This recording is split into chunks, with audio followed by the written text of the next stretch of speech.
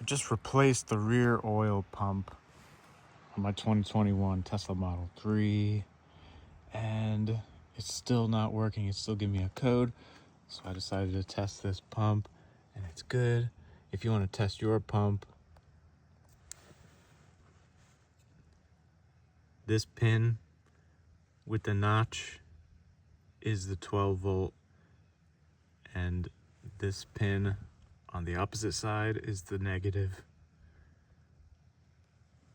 The center one is like the LIN, signal from the car or whatever. I don't know what it stands for. But the two outer ones are your positive and negative. But the problem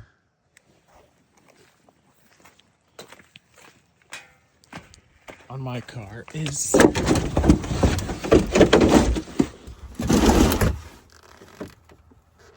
burnt connector.